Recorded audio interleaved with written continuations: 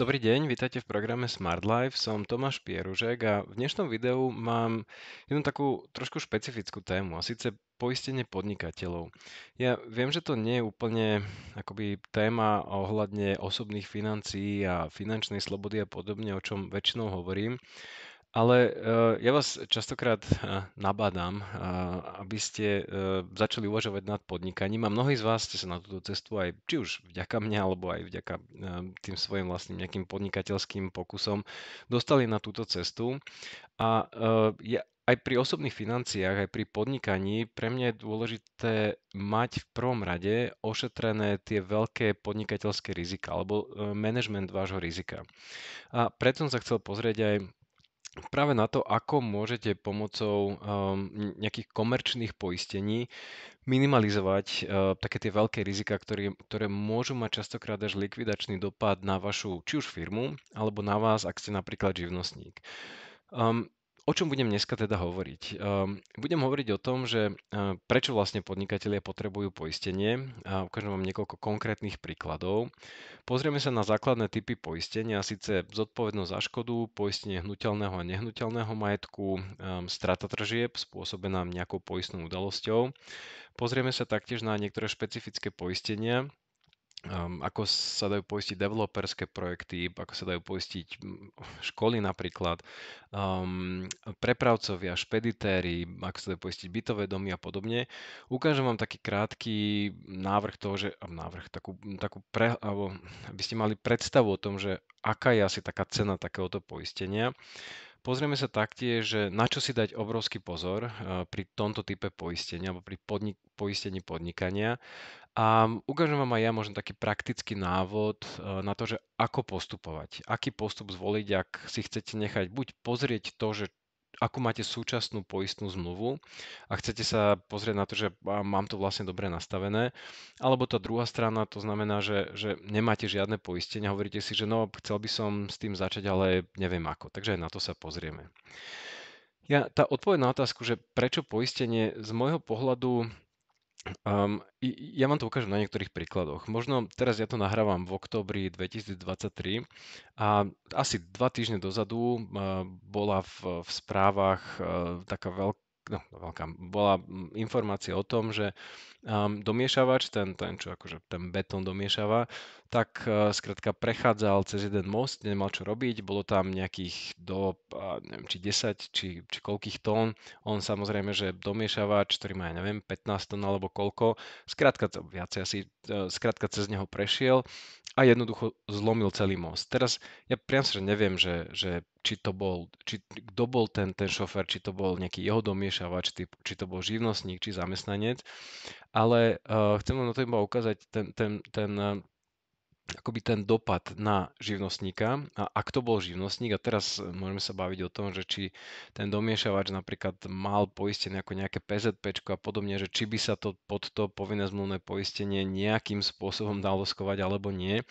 Ale ak by došlo na to, že tá oprava bola vyčíslená niekde na úrovni 150 000 eur, 150 až 200 000 eur, a teraz, ak si predstavíte, že by tento živnostník, že by si tá obec a tak ďalej na ňo uplatnili túto zodpovednosť za škodu vo výške 150 alebo 200 000, a živnostník samozrejme ručí celým svojim majetkom, potom pravdepodobne toto by mohlo skončiť doslovene do písmena, že osobným bankrotom toho človeka, lebo vyťahnuť takto asi zvačku 200 000 žiadny živnostník nevie. Ak to bola SROčka, ktorá vlastnila ten domiešavač a toto bol napríklad zamestnanec, potom SROčka v podstate má tú akože výhodu, že neručí celým majetkom svojich majiteľov, ale ručí celým svojim majetkom. To znamená, že dodám iba k tomu to, že zamestnanci ručia svojim zamestnávateľom maximálne do výšky štvornásobku ich platu. To znamená, že ak nejaký zamestnanec spôsobí škodu, tomu zamestnávateľovi ručí štvornásobkom svojho platu, to znamená, že v tomto prípade, ja neviem, vymyslím si, ak mal 1 000 eur, tak do výšky 4 000, ale tá firma ako taká, ktorá v podstate má zodpovednosť za toho svojho zamestnanca, ručí do plnej výšky, do tej plnej výšky 200 000. A ak nemali nejaké poistenie zodpovednosti, ktoré by im túto škodu pokrylo, potom pravdepodobne toto môže byť likvidačné aj pre tú SROčku, respektíve akciovku, neviem, čo to ozaj bolo. Um, ten ďalší príklad, takže toto je akoby jeden príklad, kedy mňa hneď napadne, že ako toto mali vyriešené, čo sa týka poistenia. Ten druhý prípad, ktorý ma napadol, ktorý bol trošku smutnejší, lebo tam prišlo že aj k nejakým k zdravotnej újme, bol na Facebooku išla informácia o tom, že jeden pán bol pracovať v zahraničí, padol z lešenia, zranenie chrbtice, nemocnica a samozrejme, že nemal cestovné poistenie.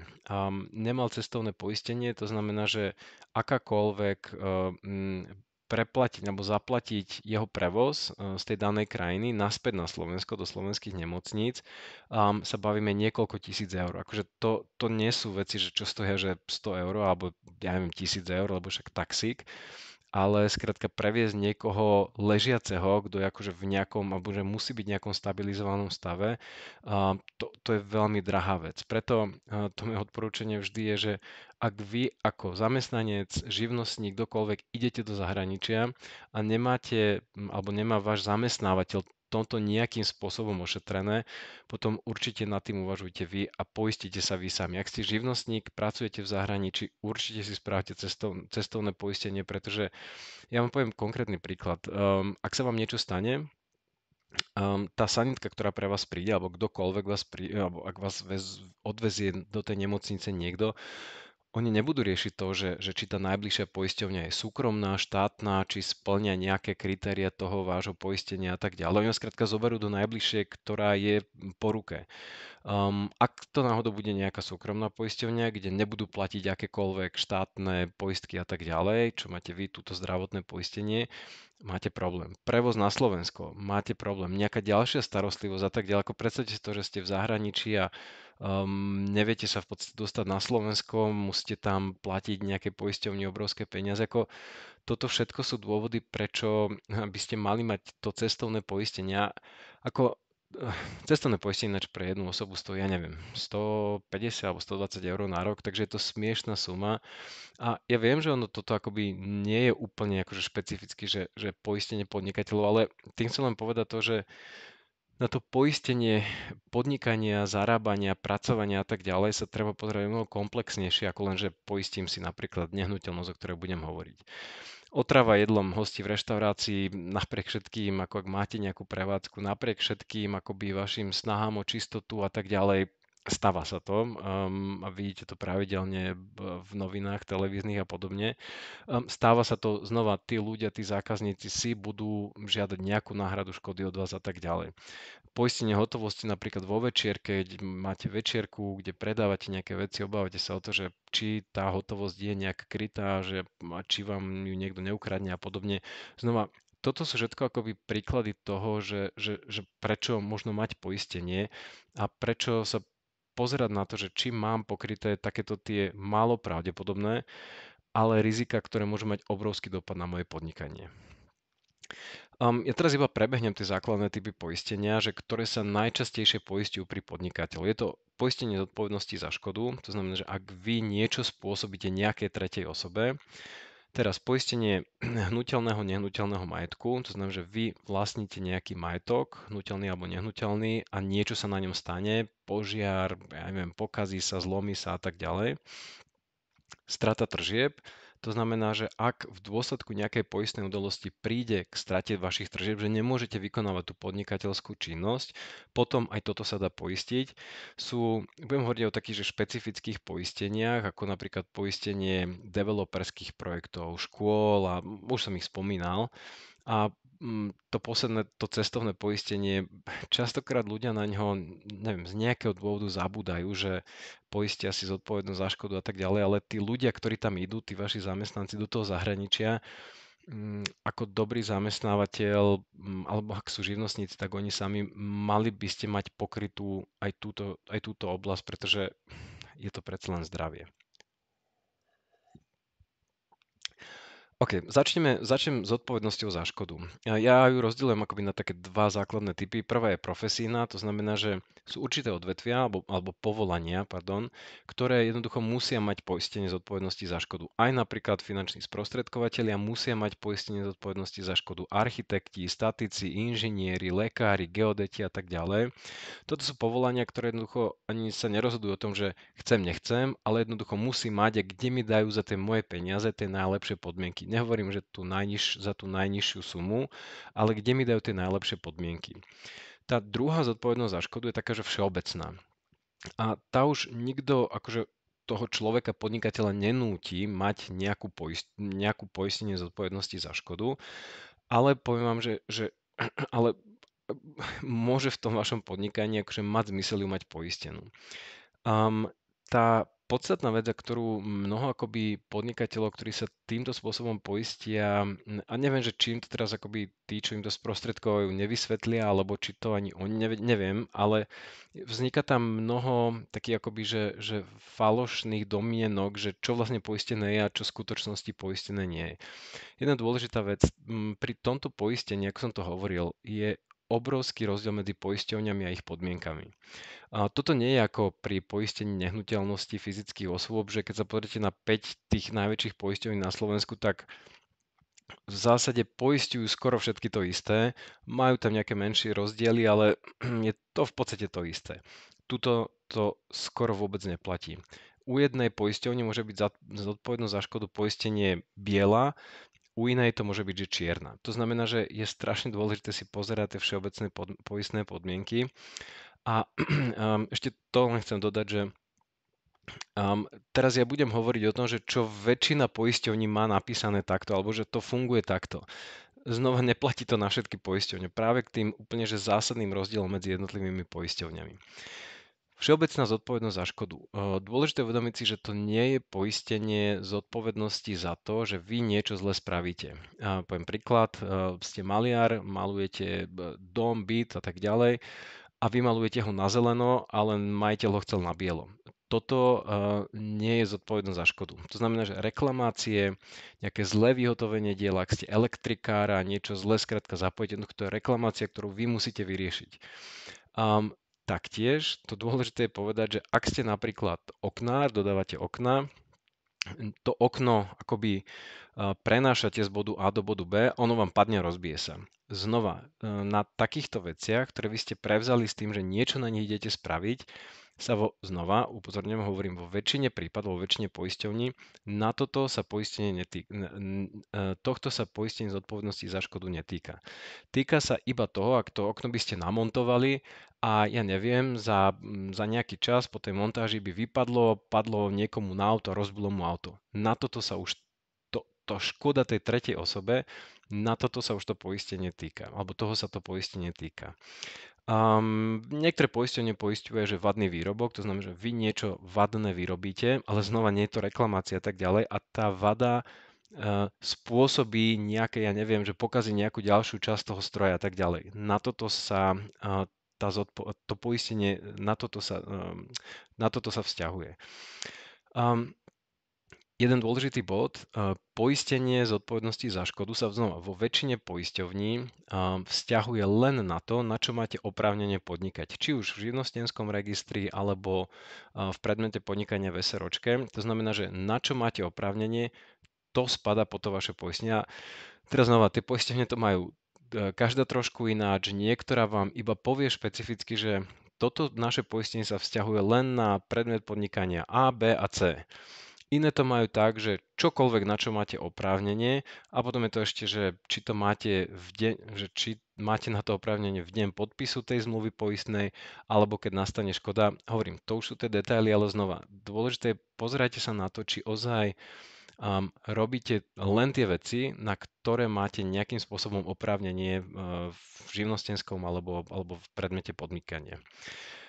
Samozrejme, že tie škody nemusíte spôsobiť len vy fyzicky, ale to môžu spôsobiť vaši zamestnávateľia, živnostníci, subdodávateľia, nejakí subkontraktori a tak ďalej. Znova závisí od poisťovne, aké to majú nastavené, že či sa tam vymenovávajú tí ľudia, či tam je len napísané skrátka, že toľko ľudí a podobne. No a Ako hovorím, toto budem opakovať počas tejto prezentácie strašne často. Dávajte si obrovský pozor na výluky. Jedna konkrétna poisťovňa má v podstate v zodpovednosti za škodu vylúčené kopec akoby že stavebných odvetví, veterinárskych a tak ďalej, výluky na hotovosť, výluky zodpovednosti, že či sa to stane na Slovensku alebo mimo EÚ, tá územná platnosť toho vášho poistenia, že kde vlastne platí. Tých možností a výluk je strašne veľa, preto znova obrovský pozor na to, čo je v tých všeobecných poistných podmienkach. Poistenie majetku je pri podnikateľu akože relatívne jednoduchšie. V podstate ide o hnutelné veci a nehnuteľný majetok. Hnutelný majetok sú všetky akoby stroje, zariadenia, nejaké výrobné linky, počítače, ja neviem, kancelárie, stoličky, stoly a tak ďalej. Buď ich akože bude to iba nejak poviete, že závisí od poistenia znova, že má hodnotu ten môj hnutelný majetok, vymyslím si 5 000. Ak sú tam nejaké akože drahšie veci, tak väčšinou to chcú tie poistenia, aby ste to vymenovali, že tento stroj stojí toľko a toľko a tak ďalej. Znova tá územná platnosť väčšinou, opakujem, je platná len na Slovensku. A ten dôvod je ten, že ak máte nejaké drahé stroje, s ktorými chodíte do zahraničia, niečo by sa im stalo, pokazili sa, ukradli a tak ďalej, tie poistenie slovenské tam nemajú likvidátorov, ktorí by tam vedeli vyslať, ja neviem, do Švédska alebo do Fínska alebo kam, aby skrátka spravili nejakú obhliadku. Takže hovorím, dá sa to pripoistiť, ale je to už potom drahšie. Väčšinou je to buď ako pripoistenie alebo výnimka. No a samozrejme, že to sa nevzťahuje toto poistenie na auta, a budem o tom hovoriť neskôr, ťahače, autobusy a tak ďalej. Čokoľvek, čo musí mať nejakým spôsobom PZPčko, tak na to už vlastne musíte našiť konkrétny produkt poistenie motorových vozidiel u danej poisťovne. Nehnuteľný majetok, to sú všetky kancelárie, výrobné sklady, ja neviem, nejaké sklady, no, výrobné linky a podobne. Oceňujú sa, v podstate klient ich ocení a povie, toľko to by ma stálo akoby postavenie novej takejto haly. Dôležité je vedieť, že aj ak ste v podnajme alebo v prenajme, viete si poistiť napríklad tie veci, ktoré ste tam vy dorobili. Ja neviem, sadrokartóny ste si spravili, takéto nejaké špeciálne úpravy v tej budove alebo a tak ďalej. Toto všetko si vy viete poistiť. Strata tržieb. Ak vám v dôsledku niektoré z poistných udalostí vypadnú tržby, že neviete vyrábať, pracovať a tak ďalej, aj toto vám tie poisťovne vedia poistiť, cca na nejaké 3 mesiace. Oni vám kryjú väčšinou iba tie také, že fixné náklady, to znamená, že nemôžete povedať, že ale ja by som spravil dvojnásobný obrat, lebo neviem, som mal dobrý nápad. Skrátka, oni vám pokryjú také tie veci, ktoré musíte pravidelne platiť. Tie špecifické akoby poistenia, čo sa podnikateľov týkajú, sú takže poistenie automobilových flotíl, to znamená, že keď má firma, a znova závisí od toho, že čo volajú poisťovne flotily, od koľkých a tak ďalej, ale to už sú tie technické detaily. Skôr je dôležité vedieť, že ak máte osobné autá, ťahače, autobusy a tak ďalej, toto väčšinou poisťovne poisťujú ako nejakú flotilu. A je to akoby mimo tohto poistenia podnikateľov. Stavebno-montážne poistenie, rôzne developerské projekty, výstavby a tak ďalej. Keď niečo stavia nejaká stavebná firma, mala by určite mať tento typ poistenia. Poistenia škôl, školy a úrazy detí, ako to je asi ten najtypickejší scenár, že čo si vedia školy napríklad poistiť, že ak sa niečo stane nejakému dieťaťu, majú zodpovednosť za škodu, ak tí rodičia sa sťažujú a chcú nejakú náhradu škody a podobne, aby toto mali pokryté. Zodpovednosť akéhokoľvek zasielateľa, prepravcu a tak ďalej. Kdokoľvek niečo zasiela, prepravuje, posiela, preberá nejaké balíky, niečo od nejakej osoby, dáva to nejakej tretej osobe, je dôležité, aby toto mal poistené, pretože tam je tých rizik skrátka milión. Zlé dodanie, poškodenie počas prepravy a tak ďalej. Zdravotnícke zariadenia, to je ďalšia veľmi špecifická oblasť, kde jednoducho tie zdravotnícke zariadenia, tam ten potenciál tých vznikov rôznych akoby požiadavok takých, že súdnych sporov a žiadostí ich klientov o náhradu škody a podobne je asi nepreberné množstvo, takže to je úplne taká, že veľmi exponované odvetvie, ktoré je na toto veľmi citlivé. A poistenie bytových domov. Ak z bytového domu bývate v bytovke, tak takéto poistenie určite máte. Otázka je, že čo je v ňom kryté a aké tam sú podmienky, ale v podstate slúži na to, že ak odpadne, ja neviem, odkvap z vášho bytového domu a rozbije nejaké auto, vy ako majitelia ste za to zodpovední a na to máte cez svojho správcu poistenie bytových domov. Um, čo sa týka ceny poistenia, ja to teraz veľmi zjednoduším. Ak ste malý živnostník, ktorý má svoju uťahovačku a karbošku a neviem čo, a svojich 10 vecí, ktoré skrátka stoja, ja neviem, 5000 eur, 5000 eur dokopy, to bol asi aj moc som povedal, a pracujete na Slovensku, potom to poistenie, ja neviem, do 200 eur ročne stojí. Ako náhle ste už väčší živnostník, väčšia firma, máte hnutelné veci, nehnuteľné veci, stroje, zariadenia, väčšie obraty a tak ďalej, tie poistenia skrátka môžu byť rádovo vyššie. Tá cena, dôležité ešte to, čo poviem ináč aj o pár slajdov neskôr, je, že tá cena, tie ceny a čo vlastne tie poisťovne kryjú, môžu byť, že biela a čierna, obrovské rozdiely sú medzi tými jednotlivými poisťovňami. Dostanem sa k tomu za chvíľočku. Na čo si dať obrovský pozor pri tomto type poistenia sú všeobecné poistné podmienky. Ja viem, že majú 70 strán a že nikto ich nechce čítať. My ich čítať musíme a tým, že toto poistenie aj sprostredkováme ako sprostredkovateľ, tak my ich aj čítame, respektíve aspoň ja ich čítam, keď sa s nejakým klientom rozprávam. A to, na čo by ste sa mali sústrediť, sú výluky. To znamená, že aké výluky vlastne platia pri tomto biznise. Pretože tie výluky môžu byť často, že špecifické pre konkrétne odvetvia, že vylučujú vyslovene konkrétne odvetvia, že áno, poistíme zodpovednosť, ale nie tu a tu, pri tomto a tomto odvetví. A tie jednotlivé znova poistenia môžu vylučovať konkrétne veci, že ak sa stane toto, tak to nepoistujeme. Preto aj pre mňa, keď sa rozprávam s ľuďmi o tomto poistení, sa ich pýtam, a dostanem sa k tomu za chvíľku, že aké rizika oni vnímajú, že čo vlastne robia a aké rizika vnímajú. Ale hovorím, k tomu sa dostanem za chvíľočku. Územná platnosť, kde vlastne to vaše poistenie platí. Ak ste firma, ktorá pôsobí len na Slovensku, potom asi väčšina poisťovní vám kryje v tých všetkých poisteniach Slovensko. Ak ale fungujete mimo Slovenska, a teraz otázka je, či EÚ, či je to EFTA, či je to nejaká, ja neviem, Ázia, či ste dokonca aj v Amerike a podobne, toto sú už úplne akože na toto väčšinou to majú tie poisťovne každá zvlášť. Každá to má nejak nastavené, že čo kryje, čo nekryje, čo je za nejaký príplatok, čo sa dá pripoistiť a tak ďalej.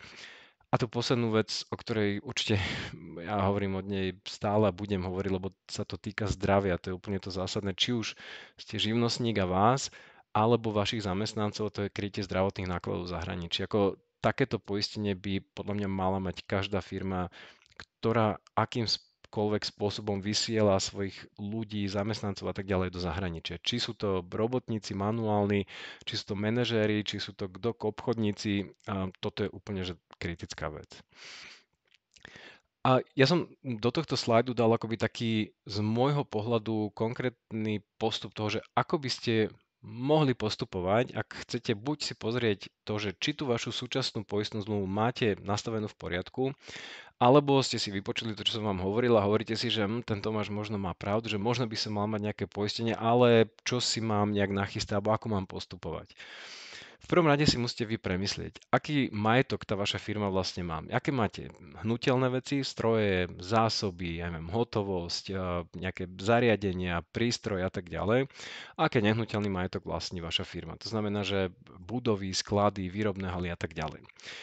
Čomu sa reálne venujete? To znamená, že mňa nezaujíma to, čo je v obchodnom registri a zaujíma ma to iba z toho pohľadu, že či nerobíte niečo, čo nemáte v obchodnom registri, ale čo presne to robíte. Pretože keď sa tam napíše, že sprostredkovanie služieb, pod to viete schovať milión vecí, ale vy sa môžete venovať niečomu úplne špecifickému a dôležité je to preto, že ja keď sa na to budem pozerať, ja sa na to pozerám akoby očami toho, že čo ja som v minulosti videl, zažil a tak ďalej, pri firmách, ktoré sú vám podobné a budem sa pozerať na to, že aha, čo sa im stalo, že čo možno by mohlo byť nejaké ešte ďalšie riziko. Pripravte si, alebo to viete, že aký ste mali obrat za posledný účtovný rok a za posledných 12 mesiacov. Od toho sa odvíja napríklad aj to, že koľko tržieb vám, akú výšku vám preplatí poisťovňa v prípade výpadku tržieb, aké poistné limity vám dá a podobne. A tá zásadná vec je, že aké vy vnímate rizika vo svojom podnikaní. Pretože vy najlepšie viete, že ja neviem, váš konkurent alebo partner sa mu stalo toto a potom skončil na súde a musel zaplatiť toľko a toľko a hen tomu sa stalo to. Ten váš pohľad je úplne neoceniteľný v tom, že čo by ste si chceli poistiť. Ten ďalší krok je, že porozprávajme sa a vy mi poviete, že čo vlastne robíte, alebo čomu sa venujete, ako fungujete, akých rizik sa obávate. Ale tá podstatná vec je, že ja vám akoby viem povedať ten môj pohľad, ale jedna zásadná vec, poistenie podnikateľov je tak akoby komplexná oblasť, že na to potrebujete špecialistu a odborníka, ktorý sa venuje iba tomuto. A ak vám to vaše poistenie robil niekto, kto, a teraz ja nechcem nikoho uraziť, ale kto akoby sa venuje popri tom hypotékám a investovaniu a všetkému ostatnému a minimálne to neodkonzultoval s nejakým špecialistom na tento typ poistenia, a bol by som minimálne opatrný, alebo by som si to nechal nejakým špecialistom prejsť. Ja som strašne rád, že my vo Finportáli máme akoby človeka, ktorý sa tomu venuje, ja neviem, či 10, či 15, či koľko rokov, asi možno aj viacej. A vie sa on pozrieť na to svojimi očami, hlavne očami tých skúseností, ktoré on má z tých poistných udalostí, ktoré nastali a ktoré on riešil.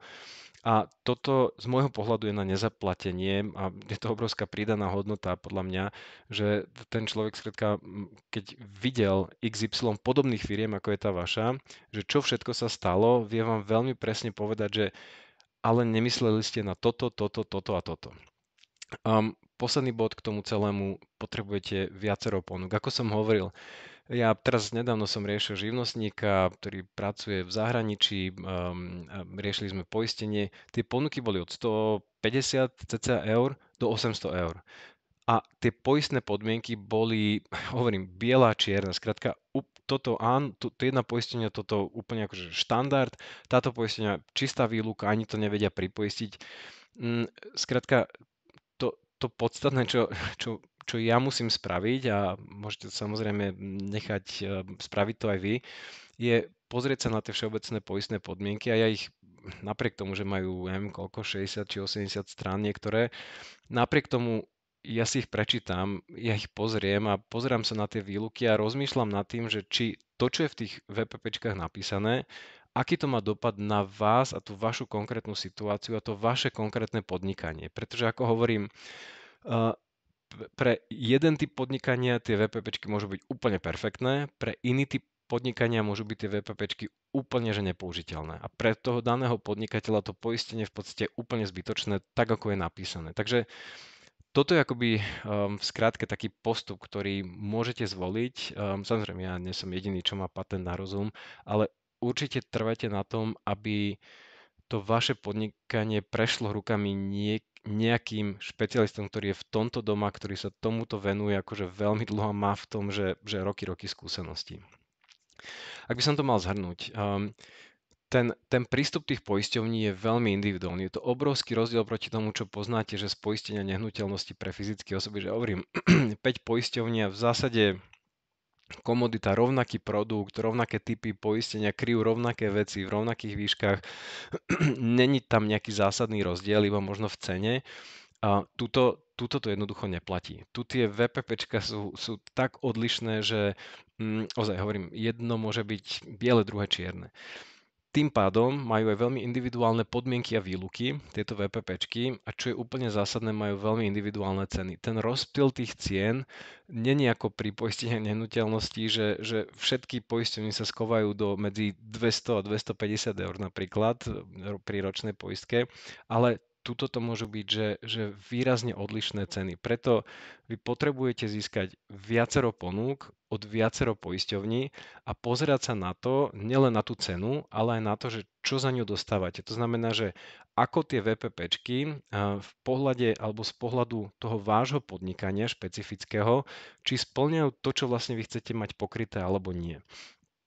Um, Ja možno, aby som to úplne na záver zhrnul, asi ste pochopili, že toto není úplne nejaká jednoduchá téma, alebo že téma, ktorú nejak si viete sami, alebo že sami nejak vyriešiť. Preto dúfam, že vám toto video aspoň trošku pomohlo pochopiť, že čo sú tie veci, ktoré vám tie poisťovne vedia poistiť.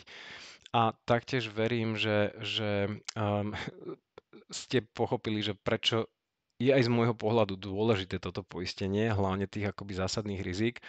A ak budete potrebovať, kľudne mi dajte vedieť, viem sa pozrieť na tú vašu poistku, ale hovorím, management rizika aj v podnikaní by mal byť samozrejme na prvom mieste, respektíve na tých prvých miestach samozrejme po predaji a úspechu v tom samotnom podnikaní. Takže budem vám držať hlavne palce v tom, aby to vaše podnikanie sa rozbehlo a rástlo rýchlo, ale nezabúdajte popri tom aj na tie zadné vrátka, ktoré ja volám, že management rizika.